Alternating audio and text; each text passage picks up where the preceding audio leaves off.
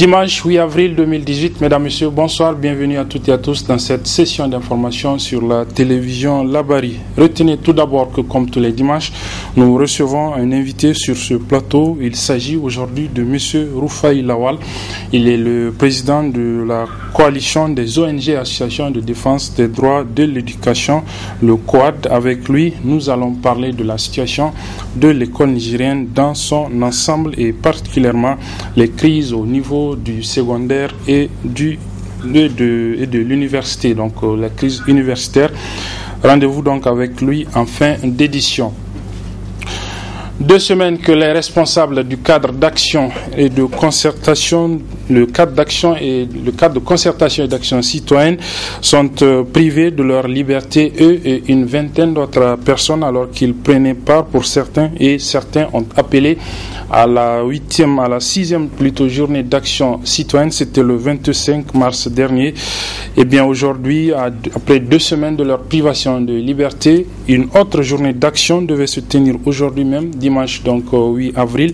Mais hier, aux environs de 15h, le président de la délégation spéciale de Niamey leur a notifié un arrêté d'interdiction de cette manifestation. Les tentatives des responsables de ce cadre pour aller devant le juge de référé ont été vaines et finalement la manifestation ne s'est donc pas tenue. Écoutons à ce propos un des responsables justement de ce cadre en la personne de M. Moukela Halidou, interrogé ce matin aux alentours de la place Toumo, lieu du rassemblement prévu par nos reporters qui étaient sur place. Il faut quand même dire que très malheureusement, après la notification du délégué spécial de Niamey interdisant notre manifestation, nous avons estimé quand même que au niveau du cadre d'action, nous ne sommes plus dans un état de droit. La dernière fois, vous vous souviendrez quand même qu'il y a eu des organisations qui étaient parties en référé. Le juge a refusé en tout cas de prendre le référé. Le même cas s'est produit, même si cela n'a pas fait l'unanimité au niveau du cadre. En tout cas, une partie des organisations avait estimé qu'il fallait rester en tout cas la décision en justice. Très malheureusement, pour une fois encore, le juge de référé a refusé de prendre en tout cas cette requête-là. Pour nous autres, nous avons estimé quand même que du moment où le juge a refusé de prendre, il n'y a pas de raison qu'on puisse se fier en tout cas à cette décision du maire, et nous avons demandé aux camarades, en tout cas à la population de Niamey, de sortir pour qu'effectivement nous puissions en tout cas manifester pour prouver notre mécontentement par rapport d'abord à la question de la loi des finances 2018, mais également par rapport en tout cas à la gouvernance qui se passe actuellement dans notre pays. Je dois quand même vous dire que puisque nous coordonnons avec les camarades de l'intérieur, à Maradi par exemple, où ça a été interdit, ils ont attaqué ça en référé. Le juge de référé a autorisé, n'est-ce pas, la tenue de la marche suivie de meeting aujourd'hui à Maradi, mais très malheureusement, comme vous le constatez ici à Niamey, la même chose à Maradi, très tôt ce matin, en tout cas, les forces de l'ordre ont été déployées pour occuper d'abord la place, en tout cas tout le monde. À Maradi, le siège du rassemblement a été également occupé. Et ici, vous avez vu que, en tout cas, même les devantures de nos sièges ont été assiégées par, en tout cas, les forces de l'ordre. Nous avons estimé que nous sommes dans un état de siège, nous sommes dans un état dictatorial, mais dans tous les cas, pour nous, au niveau du cadre, nous allons nous retrouver incessamment, en tout cas, pour, en tout cas, nous donner une nouvelle conduite par rapport à ces manifestations-là. Comme ils l'ont dit, ils veulent empêcher aux Nigériens de manifester et qu'il n'y aura plus de Jacques, mais qu'il s'est de Trump. Les Jacques vont s'organiser de quelque manière que ça soit. Il est évident quand même que nous n'allons jamais croiser les bras et nous allons continuer en tout cas à nous mobiliser, à mobiliser le peuple nigérien jusqu'à ce qu'il puisse renvoyer en tout cas les dispositions dont nous avons parlé au niveau en tout cas de l'Assemblée, et que en tout cas les mesures antisociales puissent être revues par le Parlement et que le bonheur du Nigérien puisse passer en tout cas par la révision de ce. Dans tous les cas, comme nous l'avons dit, rien ne nous surprend. Aujourd'hui, c'est la peur qui gagne en tout cas les autorités en place, mais qu'ils comprennent qu'on ne peut pas continuer à vouloir empêcher au peuple nigérien d'exprimer une loi constitutionnelle. Eh bien, prochainement, nous allons sortir, nous allons en tout cas nous donner les moyens effectivement de leur donner la réponse appropriée à leur interdiction. Voilà, c'était donc Moukela Halidou, un des responsables du cadre de concertation et d'action citoyenne ce matin aux alentours de la place Toumo, le lieu de rassemblement prévu pour la journée d'action qui devait se tenir aujourd'hui, donc 8 avril 2018. Parlons politique cette fois-ci, avec les voix qui continuent de se lever contre le processus électoral, notamment l'élaboration du code électoral et la mise en place de la commission électorale nationale indépendante permanente. Aujourd'hui, nous vous proposons la réaction du Parti pour la justice et le développement, le PJD Hakika de Maman Moumouni Hamisou. Hamissou, qui dit ne pas être d'accord lui aussi avec le code électoral, mais surtout avec la CENI, la Commission électorale nationale indépendante, dans sa composition actuelle. On l'écoute. Ils ont fait une CENI permanente composée de 13 membres. Sur les 13, 6 appartiennent aux partis politiques. 3 pour la majorité, 3 pour l'opposition. Tout le monde sait que les élections, c'est d'abord individuel. Ça engage d'abord individuellement les partis. Ça n'engage pas une majorité et une opposition. Ici, c'est des gens qui vont être à la CENI, qui vont parler au nom de la majorité. Alors que ils ont été désignés par leur parti politique. Maintenant, plus grave, lorsque par exemple la désignation devait être faite, parce qu'il y a un problème. Nous, notre parti qui est le PJD, nous ne sommes pas membres de la MRN. Nous sommes un parti qui soutient exclusivement le président de la République. Donc la MRN ne nous regarde pas. Mais qu'est-ce qu'ils ont fait? Ils se sont retrouvés et ils se sont partagés les 3 postes. On prend un poste, on donne au PNDS, on prend un poste, on donne au MNSD, on prend un deuxième poste, on donne à un dissident, le dissident du MNSD, comment s'appelle son parti là? Oui, Djamoria. Sur quelle base? Sur la base que le PNDS a plus de députés civils du MNSD et de ce parti, de ce dissident? Non. Donc comment vous allez vous partager, vous seuls, les postes, et vous estimez que les autres, eux, n'ont pas le droit d'aller à la CENI? Pourquoi? Nous avons dit que nous n'accepterons pas cela. La composition en elle-même inquiète les partis politiques. Depuis quand l'administration peut avoir un droit de vote? L'administration est censée être neutre. Et nous nous connaissons. Aujourd'hui, ceux qui sont là-bas au niveau de l'administration, au niveau de la CENI, mais c'est les militants du PNDS, on les connaît. Vous croyez que ce qui est en train de se passer à la CENI, ça c'est du travail, ça? Vous croyez que les gens prennent au sérieux la CENI? Une CENI dont l'opposition est absente. Une CENI dont une grande partie, il faut le reconnaître, des partis politiques ne sont pas d'accord. La CENI, elle n'est pas non seulement crédible, elle n'a rien d'indépendante. Le président de la République prend ses responsabilités en amenant les différents acteurs sur la table de négociation. Parce que ce code électoral, il ne prend pas en aspiration les préoccupations du peuple nigérien. Les préoccupations du peuple nigérien, c'est quoi? Organiser des élections et que le peuple choisit lui-même ses propres dirigeants. Mais apparemment, à l'allure où vont les choses, on veut choisir les dirigeants à la place du peuple à travers quelques bouts de papier et quelques écritures. Ça ne marchera pas. Moumouni Maman Hamissou, le président du Parti pour la justice et le développement, le PJD Hakika, que vous pourrez suivre demain en intégralité dans nos éditions. Les populations qui habitent le plateau de Dajin-Rigia, c'est dans le canton de Yelou, département de Gaïa, dans la région de Dosso, sont menacées de déguerpissement par les autorités de la région, un espace qu'elles veulent réserver à la pratique agricole, ce qui a attiré l'attention du parti RSV Niima, qui a effectué le déplacement pour s'enquérir de la situation. Le résumé de cette situation avec nos envoyés spéciaux Abdul Nasser Sedou et Ismaël Momouni. Domaine public qui sert d'aire de pâturage, le plateau de Guidan-Rigia, situé dans le canton de Yelou, s'est vu dépourvu d'environ 6000 arbres en 2013, abattus par un particulier. Ce désastre écologique a amené le préfet de Gaïa à placer cette zone en défense. Décision que refusent de respecter les autorités administratives de la région de Dosso qui continuent à défricher le terrain, menaçant du coup la survie des sédentaires de cet espace. Ce qui est à déplorer ici, c'est que c'est des autorités au niveau de la région qui sont directement impliquées dans cette situation. Vous voyez, cet espace où nous sommes, on nous a dit que c'est le gouverneur de Dosso même qui l'a acheté. Et il l'a acheté auprès de quelqu'un qui n'a aucune raison et qui n'a aucune légitimité de vendre cette place-là. Alors, en tant que gouverneur, moi je pense que déjà il a commis une faute grave parce que cela suppose qu'il méconnaît la loi de la République, c'est-à-dire qu'il ne connaît pas suffisamment les lois de la République. Autrement, il ne serait pas venu acheter un plateau, le faire défricher dans l'intention de s'approprier, que ça devienne sa propriété privée et faire des cultures sur des espaces réservés à l'élevage. Ils disent qu'il y a l'un qui est là depuis plus de 77 ans, ils ont tous grandi, ils sont nés ici, grandis ici, et personne n'a jamais cultivé ici. Et aujourd'hui, ils sont surpris qu'on dise que ces espaces-là vont être transformés en zone de culture. Alors que le terrain non seulement n'est pas approprié, mais cela veut dire qu'on veut les chasser. En tant que Nigériens, on veut les expulser des zones qui sont leurs zones d'attache, leur terroir et leur zone où ils sont nés, où ils doivent prospérer. Où est-ce qu'ils doivent partir?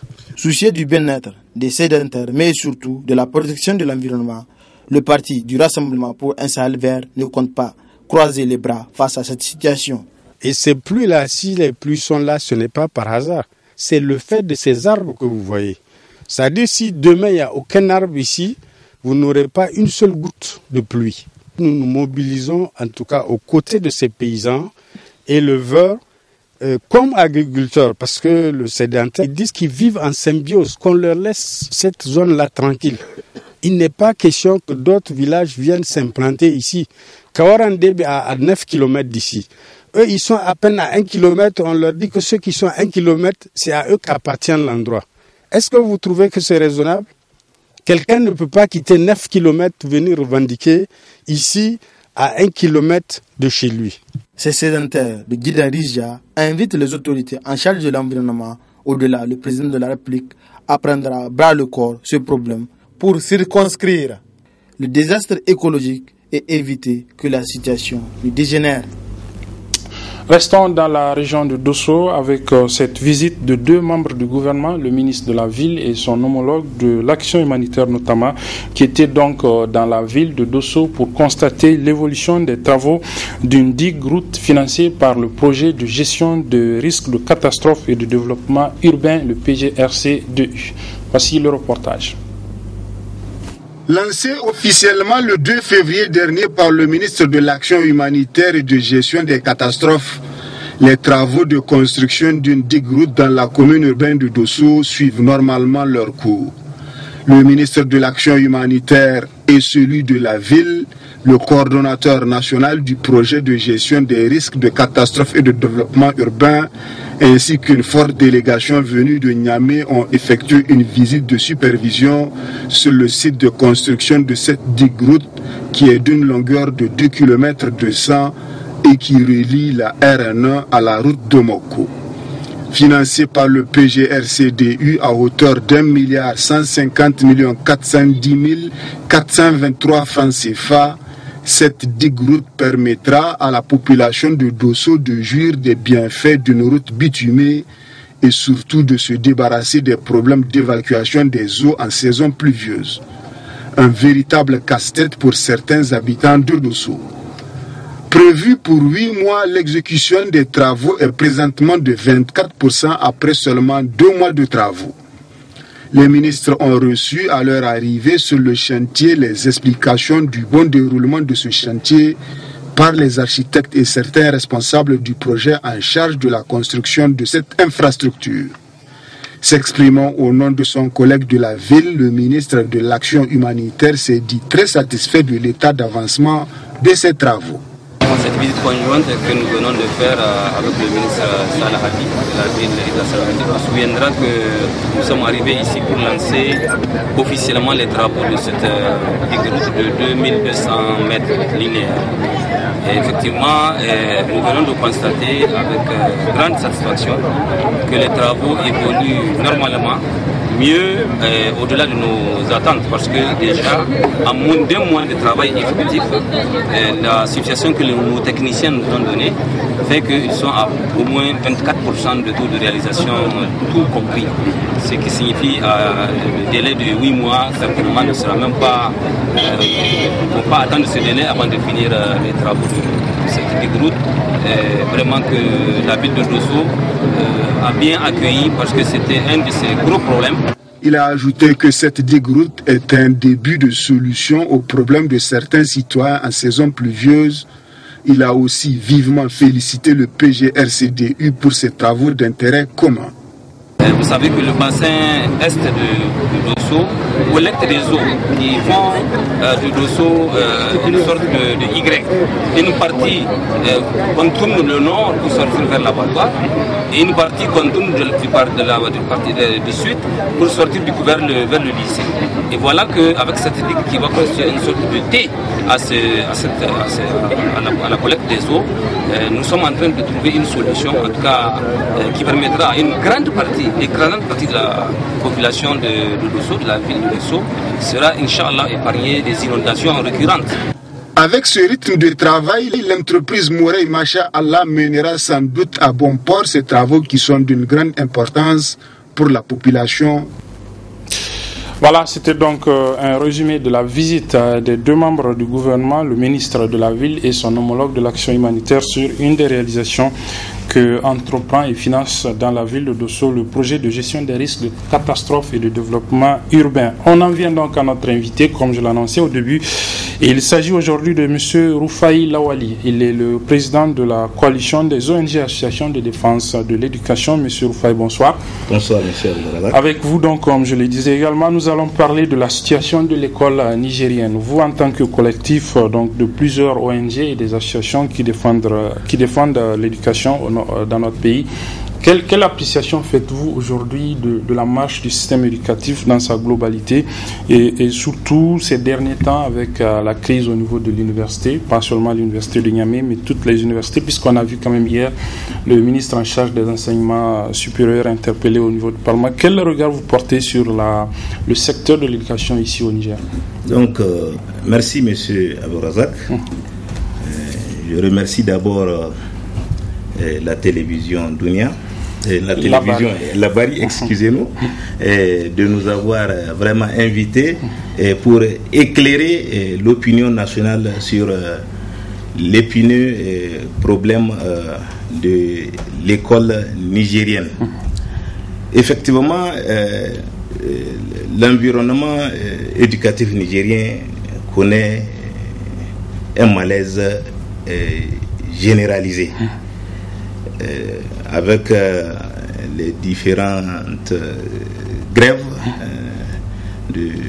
des scolaires.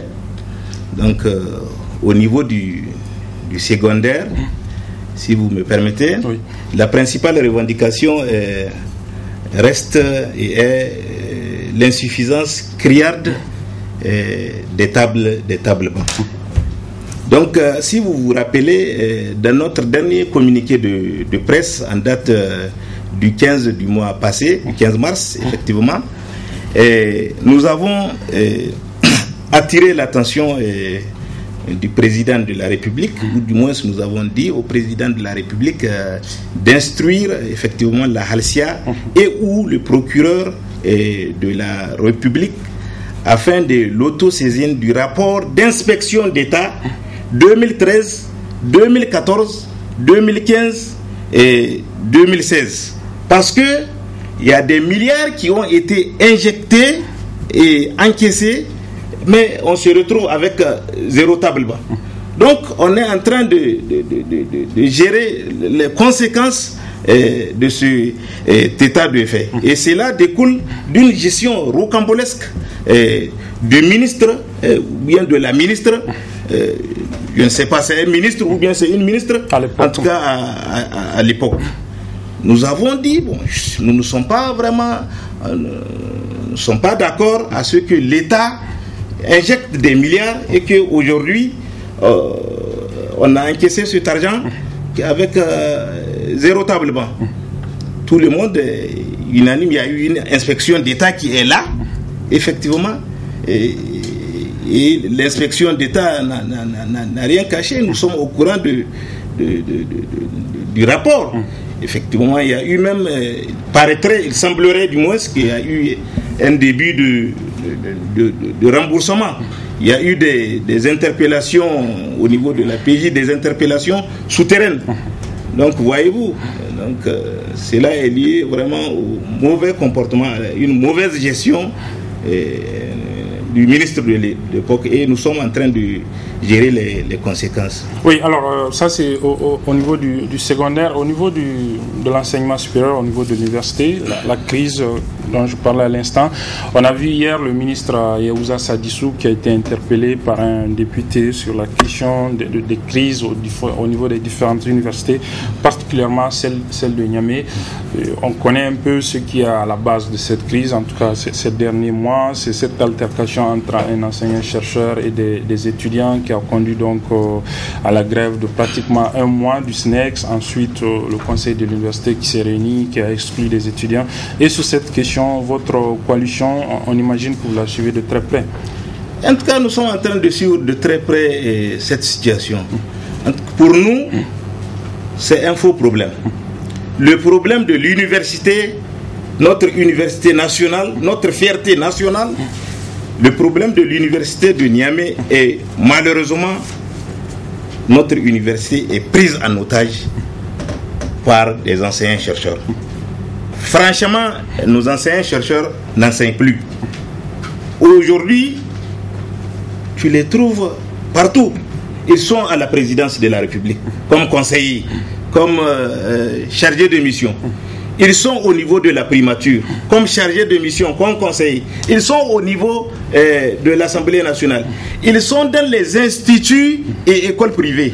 Ils sont à l'intérieur du pays, dans les autres universités pour des vacations.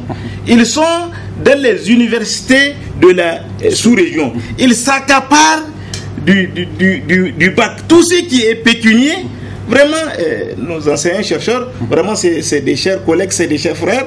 Vraiment, il faut que cet état de fait cesse. C'est eux qui ont pris en otage l'université parce qu'ils n'enseignent pas. Et nos enseignants-chercheurs n'enseignent pas. Si tu prends la fac des lettres, à la fac des lettres, les cours se font de midi à 14h. Au lieu de 8, à partir de 8h, l'enseignant est là-bas à la recherche de l'argent. Donc, les étudiants sont là, ils attendent l'enseignant. Il faut midi à 14h pour qu'il donne le cours. Parce qu'il n'y a aucun mécanisme de contrôle. On ne contrôle pas nos enseignants-chercheurs. Ils font ce qu'ils veulent, pardon. Dis donc. Et il faut que vraiment, ce phénomène cesse. Vraiment, nous sommes tous des Nigériens.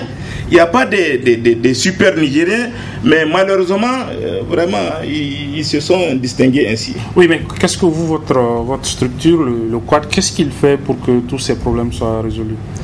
Effectivement, nous, on a programmé de voir le ministre en charge de l'enseignement supérieur, même si au niveau des enseignants-chercheurs, un ministre, excusez-moi, ne vaut rien.